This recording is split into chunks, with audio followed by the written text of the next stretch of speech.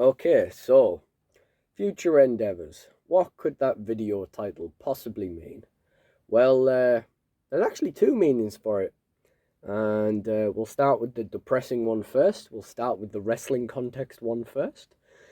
So I ended up, as I mentioned in the last video, I was sick for a couple of days. I was off sick from work, and on the third day, my boss rang me to say, "Oh, well, we needed to see you at some point this week to discuss your contract because, as you guys know, I was on a temporary contract at Smiths, and basically he let me know that in that particular occasion, uh, they've decided not to keep me on, and I'm glad I didn't push myself to go in that day because I wasn't feeling 100%. And obviously, just getting in and being told you're not keeping the job is definitely wouldn't have helped. Um, and basically, what's happened is I kind of saw this coming. To be honest, I didn't really want to like go any further than what they were asking of me already at Christmas. I felt like I was gonna have a bad enough time, and I was gonna be working enough already. So I turned down late finishes, I turned down extra days and all that kind of stuff. I wasn't very interested. So instead, they've kept on the guy who never said no to any of that stuff. So rather than going with the guy who gave you 2 or 3 more months worth of work, they've gone with the guy that did more overtime. Yeah, I kind of saw that coming because that's just the politics of how things work, doesn't it? The people don't matter; it's just the work, um, and it's sad, but it's actually I didn't really think it was that big of a deal. I kind of assumed I was going to get kept on because I'd done a fine job for 5 months, and to be honest, we've lost a fair bit of like high-ranking shop floor staff uh, even while I've been there. Nobody that kept on last year was still there when I started. So, it seemed like my chances were good. Apparently, my decision to take my own mental health more seriously than doing a lot of extra hours at Christmas is what has cost me in the end. But to be honest, the guy who got the job, he's got 2 kids. He's got a second kid on the way, so he needs it more than me, really. And if I'm completely honest, the amount of hours we're going to go down to in January anyway, I don't think he's going to get enough hours to support his little family. And I think he's going to end up leaving anyway. Um, but yeah, like I didn't worry about being kept on because like I kind of felt like if I don't, it's not something I can do. It's not something if I work harder, it's not going to make a difference because I've proven myself, over 5 months as a fine worker, and it's going to be some decision I don't have control over. So I wasn't really worried about it. Um, and also, I knew that either way, in January, going down to such low hours, I was going to be looking for another job. So at the end of the day, it wouldn't have been a bad thing if we take out the variable of me getting stuck in this job and like ending up at Smith's for a long time. I kind of, with all the bad stuff that's been going on, I kind of wasn't very interested in Christmas this year. One thing I know for certain is that I'm going to want my Christmas period in the future. I need to be in some kind of job where you can take time off at Christmas, where you can have like, I don't know, even weekends off at Christmas. And next Christmas, my little nephew is going to be talking, he's going to be walking, they're going to be wanting to go out and do more things. And I don't really want to miss out on all that stuff. So this year was fine, but we were never going to do another Christmas in Smiths, theoretically. Anyway, that being said, if I do end up in that position where I need to go back next year, the door is completely open for that. And obviously, I get a completely different outlook on it this time, on what is and what isn't worth doing. But but yeah, it's just another piece of bad luck. Like I say, I quite fancied my chances of being kept on. I didn't think it was a sure thing, and it doesn't really matter because either way, I was going to have to apply for other jobs. We've just been pushed to go ahead and apply for those jobs a bit more. And quite honestly, if putting my mental health through the bin Like, if pushing myself to do all the late finishes and extra days and stuff was what I needed to keep on a job where I might go down to 1 or 2 shifts in January, then quite frankly, they can have it. I don't want it. And, we'll just have to uh, keep on. The good thing is, I now know that I can do what I perceive as a menial job, rather than having to do like trying to find something that I want to do. So that, I guess, leads us into the second part of the video, which is what my future endeavors are going to be. So part of me wants to sack off the idea of trying to get into marketing. Like, I'll still apply for the jobs, I'll still look into it, but we spent like 7 months doing that last year and didn't get any further in it, even though we're qualified to do it.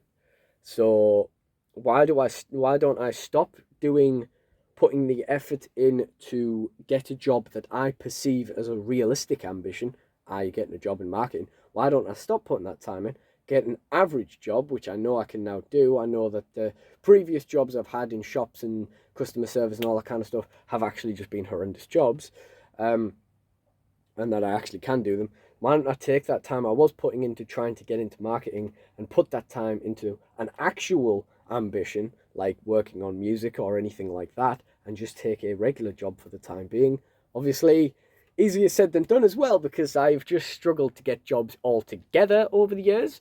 But, we're going to see what we come across, and we know that we can apply for just about anything, and, it won't kill me. I'll be okay. So my idea is to stop dreaming about the wrong dreams of careers that I want to do to make a job that I can stand, and look into using a job that pays the bills and gets the money rolling in while I spend that time on actual ambitions I actually care about. Because I don't even know if I want to do marketing anymore, or whether I've just been telling myself that for so long that, it's just kind of autopilot. One thing I do know about my future endeavors is that this channel is going to survive. This channel is going to continue. It's never been more clear than in the last couple of days, where I've been back trying to motivate myself to do things, and figures is the only thing I think about. And I'm like, no, dude, you can't just do figure stuff. You need to do music stuff too. And then I just sit there thinking about Fed ideas, and I'll spend like 2 hours trying to think of who can wrestle MVP on an IG Fed match, and which you can go and check out on my Instagram now. It was Cody Rhodes in the end, was who I went with. Young Cody, um, you know, legacy Cody. But yeah, this channel is going to survive because now that it's kind of bounced back, now that it's rebounded, it's such a big thing in my life. Like, what I need to remember, and what I've been trying to tell myself for a long time, is that figures can't be everything. Like, I do need to work on music and other stuff at some stage. But the figure thing, it's such a big part of like my mind. Like, I just love it. I love my wrestling figures, and I don't even, I do the Fed stuff that they were originally meant to be there for, most of the time. So as much as I need to sort of keep a handle on it and make sure I don't go too far and spend too much time sitting around like doing nothing, thinking about figures, and like thinking like, oh, what can this match be, and spending 3 hours trying to think of that and then not doing it anyway. Um, as much as I need to stop doing that, as much as reason I need to be careful, if we can get that balance where we can spend some of the day, and that's kind of like our hobby time. Our action figure time is our hobby time. Our music time is our side hustle time. And I actually have a post-it note here of activities that I can do when I can't think of anything to do, which I always forget to look at. It's been there for over a year. And it even says in it, remember, FigFed is not a side hustle. I wish it was. I wish I could make money doing this. But that's just not an option yet. End of the year, maybe we'll see if we can get those 4,000 hours watch time. Seems unrealistic with how low we've got them currently, but I think if we can get into a regular upload schedule, which I'm hoping for, if I can increase the sort of quality of the content a little bit as well, and if we could get some more toy hunts on the go, that would be cool too. I have filmed a lot of them, I just never get around to editing them. It's usually the voiceover that's the problem. Like, I can never be bothered doing that, and there have been quite a few things where the toy hunts just ended up going by the wayside. Obviously, I did quite a few with my ex-girlfriend, And at some stage, I do want to go back and dig through that footage and get what we can out of it. But it's the type of person that I am, the way my brain works. They're not going to be pleasant evenings for me. That's not going to be like a good day. So as much as I would like to use that footage, that it might never happen. It might happen, but it's like, seeing stuff like that. It sends my brain just like right down immediately. Like the other day, I was looking to clearing some space on my phone, and I saw some old pictures, and I thought, right, that's it then. If we're in this bad mood, we're gonna get rid of these. And I plugged it into my PC to more accurately assess where everything was and get rid of all those old photos. And I was there for about 10 minutes, and I just felt so much worse. I just gave up in the end. So most of it's still on my phone. But yeah, my point is, we're gonna try and do more music this year. We're just gonna look for any job. If it's marketing, cool. If it's not marketing, I'll survive. We're gonna just get the bills paid. That's the one upside, is I've saved so much money this year. That I've got a really good footing going ahead as long as we can bounce into another job. We're going to try and get the channel going. We're going to try and get that regular upload schedule, more toy hunts, figure fed stuff. Just to try and really get at it. We've got 110 NW openings to get through, because every time I do one, I end up buying something else, and the number never goes down. So we gotta really just dig through them as well. It can be a really big year for the channel. We just gotta like stay focused and stay on it, and hopefully that's gonna be okay. But the main thing I need to do is mobilize myself in music, and hopefully that will go okay. It's gone terribly so far. I just cannot get it in my head to remember to do stuff, but hopefully we're going to work that out, and we'll get that balance with the wrestling figure stuff. And hopefully soon, I'm still not quite 100%, but hopefully soon we'll be at a place where we can start to do things a bit more. And even before all this stuff happened, I kind of had that mind fog where I never wanted to do anything.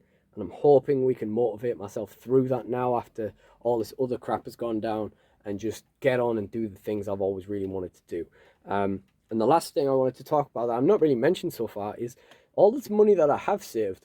The reason I started saving it, really, apart from the fact that it's just good to have savings, in my mind I was thinking about owning my own business at some point and going self-employed. And I don't really know the ins and outs of it, but it's something I do want to look into, as possibly either going full-time on eBay reselling, or like going into selling figures online. I already have a decent amount of stuff that I can put on like an online store or something from my eBay.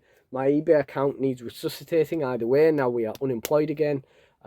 We need to do that, and hopefully in doing that we can have a really good tidy out of this room as well, because I've got so much stuff all over the place, so much packaging that could be condensed, so many items that just need selling off, so much stuff that just needs tidying. So we need to have a good dig through that, and I might make some videos on that. We'll see how I feel. But yeah, that's something we need to do. Either way, the eBay store needs to be resuscitated. We need to get rid of some stuff, get some money coming in. But I am going to possibly look into starting my own wrestling figure website. And I know it's not the best time for that, because they seem to be cropping up every 5 minutes at the moment. But, there's room for everybody out there. At the end of the day, it's all... It's something to try while I'm unemployed again anyway. It's something to go for it, because although I'm saying that, I do feel like I can do a menial job. As soon as I've left Smith's, I've just been like, I don't really want to work for someone else. I'd rather just do something that I can do myself. So yeah, I mean, first of all, I'm just proud of myself for how quickly I bounced back, because I felt really down. I didn't think I'd be too bothered when Smith's let me go, but I was really down that day. And that's when I posted that message on my community page and all that stuff about missing the New Year's special and all that kind of stuff. But I do feel like I've bounced back now. I feel like I'm no further back now mentally than where I was before that happened. So that's good. and hopefully we're just going to keep on that upward